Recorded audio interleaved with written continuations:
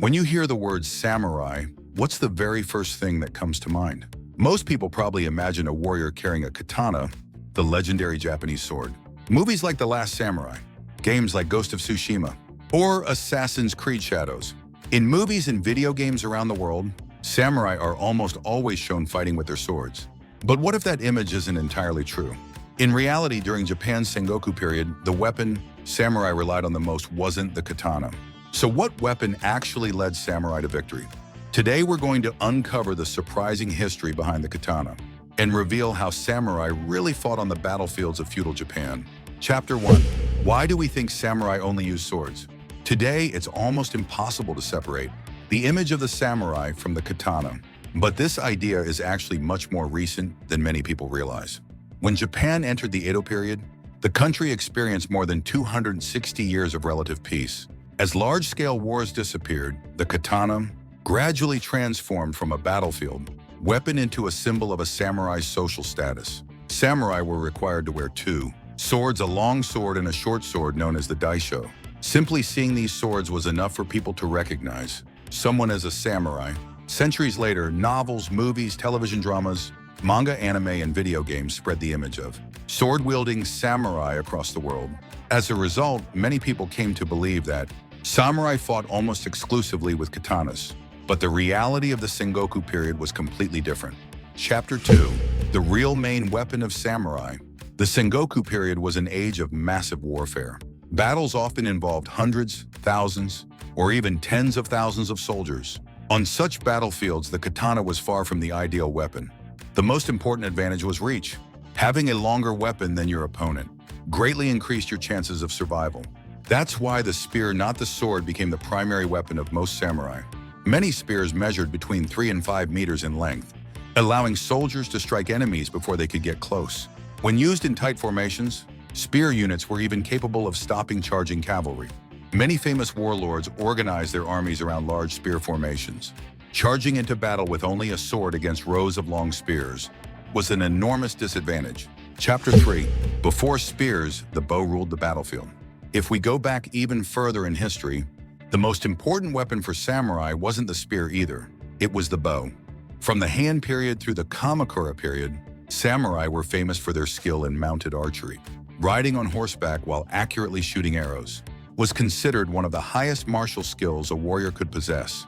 At that time, many battles were fought between individual warriors, and defeating an enemy from a distance was a mark of true ability. Even during the famous Genpei War, many battles began with volleys of arrows.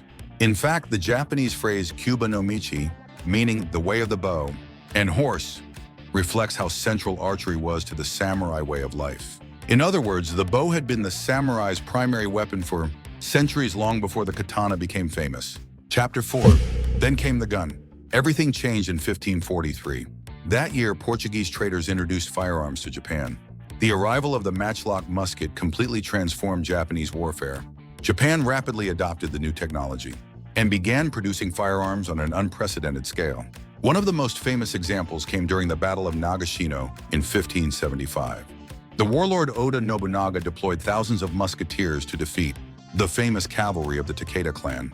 After this battle, firearms became one of the main weapons used on Japanese battlefields. And yet, despite the rise of guns, the katana never disappeared. Why? Chapter 5. So when was the sword used?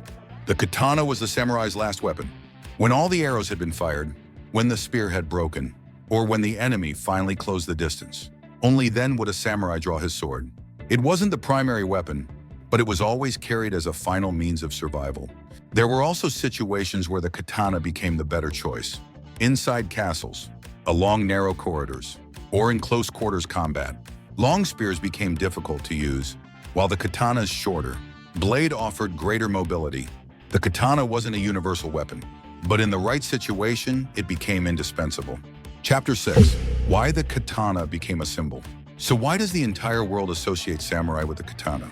The answer lies in what happened after the Sengoku period ended. When peace arrived during the Edo period, samurai gradually became government officials rather than battlefield warriors. There was little need to carry bows or spears anymore. It became an exclusive privilege reserved only for the samurai class. Over time, the sword evolved into the ultimate symbol of honor, authority, and identity, Later, novels, films, television dramas, and eventually video games introduced this powerful image to audiences around the world. And that's how the katana became inseparable from the image of the samurai. Many people believe that samurai fought only with katanas, but that's one of the biggest misconceptions in Japanese history. On real battlefields, bows, spears, and later firearms were the weapons that decided victory. The katana was often the final weapon a samurai reached for. Yet that single sword came to represent far more than combat. It symbolized honor, status, discipline, and the spirit of the samurai. Perhaps that's why the katana continues to fascinate people around the world, even centuries later.